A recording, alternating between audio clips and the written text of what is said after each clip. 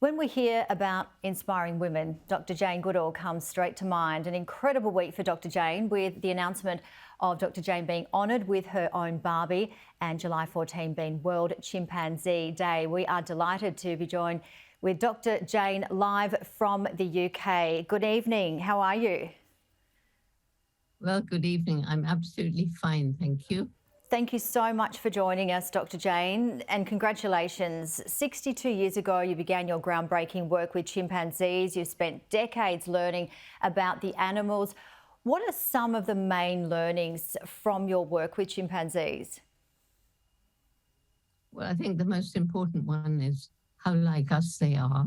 And yet, despite all these amazing biological and behavioral similarities, kissing, embracing, long-term bonds between family members, complex social structure, males swaggering, competing for dominance, looking like some human male politicians, exactly. But at the same time, there's difference. And I think the main difference is that there's been an explosion of the human intellect. And although chimpanzees and other animals are way more intelligent than we thought, we've taken a rocket to Mars and a robot is taking photo. And you and I are talking from Australia to the UK. So isn't it bizarre? We're destroying our only home. Well, it is, unfortunately, because, you speak so much about hope and combining love and our brain together. How are you feeling about what's happening around the world? Well, it's pretty grim. The war with Ukraine has it's brought out the worst. People are opening up coal mines, and what was a surge of welcome for the refugees, now people are becoming less interested. They're kind of getting bored and used to it. But on the other hand, there has been an outpouring, and there still is, of help to those people fighting in Ukraine. Your mother was your inspiration. What have you observed and learnt from mother chimpanzees and their children? Well, first of all, it's very rare that you get a chimpanzee mother who isn't a good mother, and those who are not good mothers are usually the last born female of a family, so they've never had the opportunity to play with and cuddle baby brothers or sisters. But mostly they're pretty good, different styles, of course. And what I really loved about it was the fun that mother chimps have with their babies. What you see here are orphans who've been rescued from the bushmeat trade, and we look after them in sanctuaries, because you can't just put a baby chimp back in the wild. And again, as you speak about hope so much, how can we all make a difference? Because even the smallest amount of difference can make the world so much a better place. Yeah, because, if just one person picks up trash, only one person, wouldn't make any difference at all. But if a few million people pick up trash, then it starts to make a major difference. And there are people working in all sorts of areas in their own little way, but it all adds up when you realize other people are doing the same thing in other countries. And we talk about the chimpanzees, and correct me if I'm wrong, they have very close DNA to us, just over 1% difference. It's just fascinating to see your work and to see over the decades what you've discovered, in terms of how they use tools and so forth. What's one of the most standout observations that you've found and that we've really taken on board as humans? Well, the most shocking thing I found was that, like us, they have a dark and aggressive side. They're capable of a kind of primitive war. But again, just like us, they have a loving, compassionate side. They're capable of true altruism, as when an unrelated male will care for an infant who's lost his or her mother and save their lives. And You also talk about the importance of our head and our heart and working together and getting back to what is happening in Ukraine. We've got, the climate change crisis happening right around the world. We're seeing the incredible heat wave, for example, happening in the UK, and things that we haven't seen before, which is certainly correlated to climate change, many of these extra weather events around the world. We've spoken about heads and hearts, but what can we do on a global scale in terms of really changing things and getting that message out even more? Well, that's what I've been doing throughout COVID. I've been sitting here in the home in which I grew up, reaching out, sometimes with up to 4 Zooms in 4 countries a day, reaching literally millions, and I mean millions of people, and trying to inspire hope, because if we don't have hope, we become apathetic. We do nothing. And if we all do nothing, we're doomed.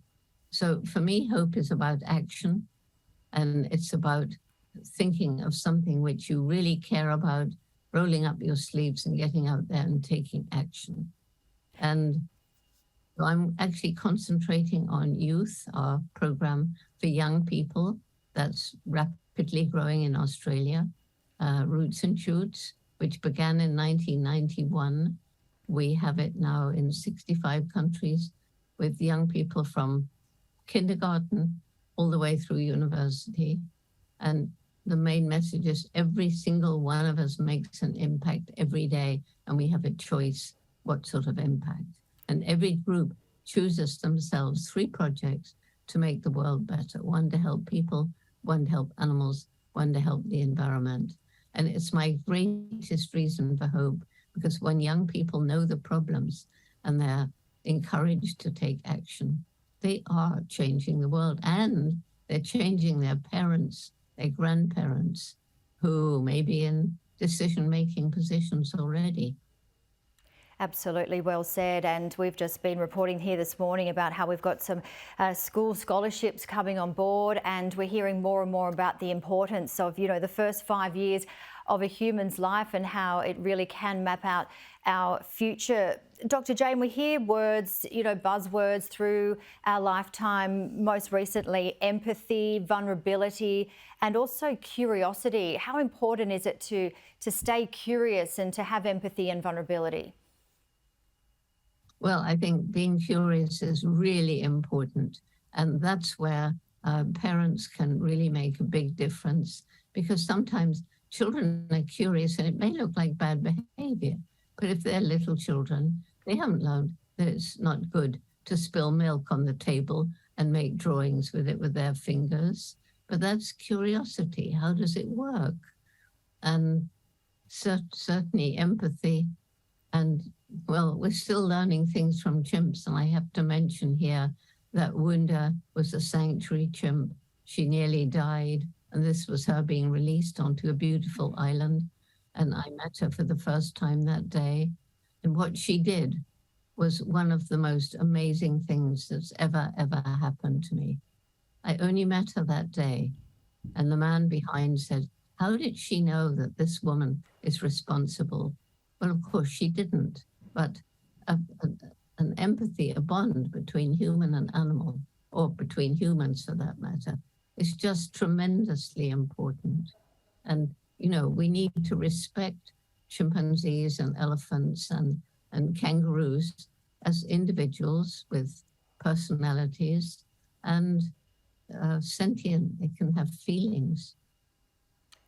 Yes, absolutely. They sure can. And in the same week of World Chimpanzee Day, Barbie announced this week that the Barbie brand, in partnership with the Jane Goodall Institute, is introducing a Dr. Jane Goodall Inspiring Women doll. What does this mean for you? It's an incredible announcement. Well, I would say about 15 years ago, I was watching little girls play with Barbie dolls, and they were all, sweet, frilly. And I thought, well, it would be really good to have dolls that don't just show little girly things, but who show the kind of thing that I'm doing, being a naturalist, going out into the forest And so finally, when Mattel said that they were going to make a Barbie doll that was Jane, I thought, wow, at last, and there's been enormous interest in this doll with her little binoculars and the imitation David Graybeard, the first chimp I saw using tools. There he is, and a little notebook. So I just hope, because there is this relationship with Mattel, that many children will be encouraged to go out into the bush. And it wouldn't surprise me if little boys get that doll, because the number of little boys who dress up as Dr. Jane on Halloween's Day is quite amazing. That's wonderful. And it's also made from recycled ocean-bound plastics as well. Yes, and it's carbon neutral. So it's hitting all the right buttons. And I'm actually very excited about it. It's created massive media interest. And, well, I just hope that it does what I hope it will do. Well, we love you on here at Sky News, and thank you so much for your time. I know you're very, very busy and you are incredibly inspiring. We really appreciate you coming on. And for more information on where people can purchase the Barbie, and for more information on your amazing work, people can head to janegoodall.org.au. Dr. Jane Goodall, thank you so much. Have a great evening. No, thank you. Thank you for bringing me onto your show. Anytime. Absolute pleasure. Bye-bye. Night. You say good morning, but that's how it is. It feels a bit like night at 6 o'clock in the morning here, but no. Have a wonderful evening. Thank you so much. Thanks. Bye.